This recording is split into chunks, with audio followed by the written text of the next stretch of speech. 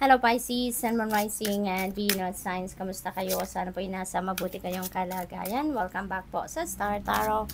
Kung bago kayo rito, welcome din kayo. Thank you sa inyong support. I truly appreciate it. God bless you all po. Una mensahe ni Pisces Star. Napakaganda naman ang energy na to. Kasi sabi dito, hard times are over.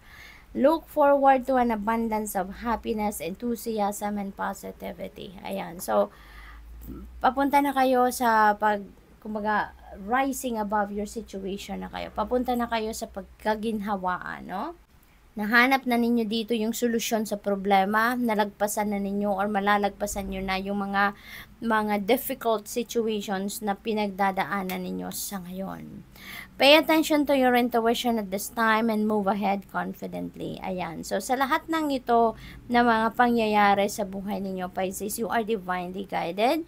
Kaya mahalaga pakinggan ninyo yung mensahe nito para sa inyo, na mag-pay attention kayo sa inyong intuition at this time, dahil lagi kayong ginagabayan ng Divine Universe, lagi kayong binibigyan ng divine guidance, and that is to guide you and to help you to move towards what is best for you, towards doon sa kung ano ang makakabigay ng kaginhawaan sa inyo, no?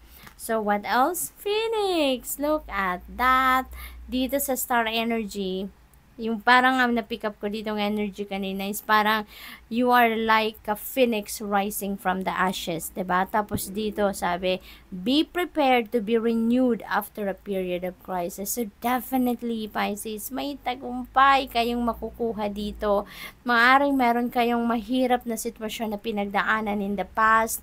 Sobrang difficult, sobrang hirap siguro to, challenging situation talaga to, big time na nangyari sa inyo, pero look at this, mapagtatagumpayan nyo na. Sinasabi dito na maging prepared ka dito, no, sa mga pagbabagong magaganap sa buhay ninyo, dahil you are already rising above your situation. Magtatagumpay ka na. There is going to be a victory dito na makakamit kayo sa paglaban sa hamon ng buhay. At meron na ditong bagong buhay, bagong pag-asa, bagong path, no, na magbubukas para sa inyo. So, what else? We have 8 community. Ayan. So, ang iba sa inyo dito, Pisces, you are very lucky kasi meron kayong community sa paligid ninyo na laging nandyan, no? Supportive and helpful people around you na laging nandyan para tulungan ka, para gabayan ka, para bigyan ka ng suporta, no? So, that is really beautiful. Orphan, ang iba din sa inyo dito, siguro you're feeling abandoned, no? Maaring dito kayo nanggagaling sa sitwasyon na to for some of you Pisces. Siguro feeling ninyo abandonado kayo, feeling ninyo wala kayong kasangga, walang katulong, walang karamay, so feeling isolated siguro ang iba sa inyo dito. At kung dito kayo nanggagaling sa sitwasyon ninyo, this is going to change, no? Kasi ito na yun, mapagtatagumpayan ninyo.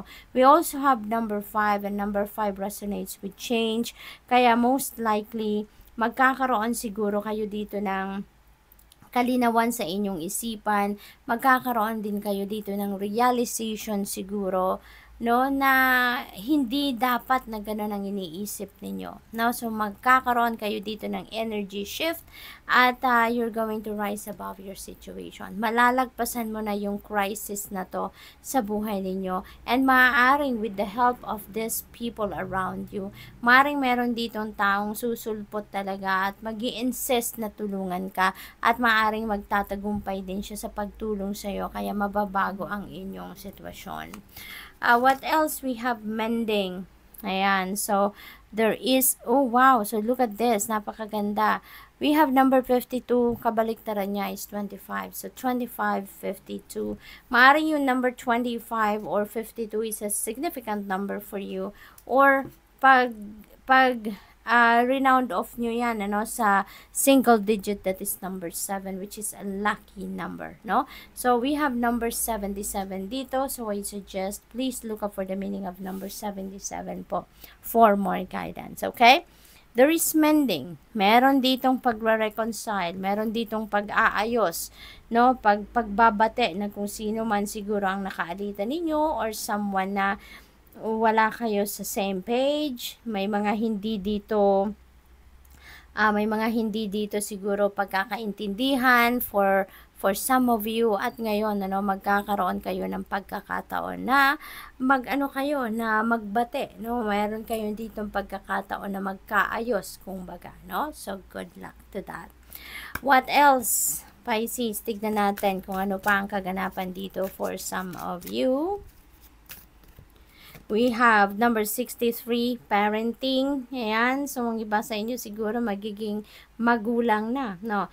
Maaring magiging magulang na, or possible din, Pisces, na ang trabaho ninyo siguro or yung profession ninyo is teaching. Kaya, 'di ba? Yung pagiging teacher din, nagsisilbi din kayong mga parents, no? Pangalawang parents ng mga estudyante ninyo habang nasa poder ninyo siya during class hours. Kayo yung tumatayong magulang ng mga batang ito, hindi ba? Kaya maaring ganun din, ang sitwasyon ng iba sa inyo dyan. So, what else? 85, follow your dreams. Huwag kayong tumigil, no, na hanggang isip na lang yung inyong mga pangarap. Kasi yung pangarap, yung pagtupad sa pangarap, it doesn't come with age, it doesn't come with the status in life, it doesn't come kung nasaan kang lugar, ano man ang edad mo, ano man ang trabaho mo, kahit ano man ang inyong sitwasyon sa buhay, if decision ka na sundin mo kung ano man ang inyong mga pangarap or maisakatuparan mo ang inyong mga pangarap, you can do it. No, ang importante lang dito, in order for you to make it happen is for you to take action. 'Di ba? Kailangan mo lang mag-take ng single step at magtutuloy-tuloy na 'yan. Number 37, time out. Ayan, kailangan siguro ninyo dito na magpahinga.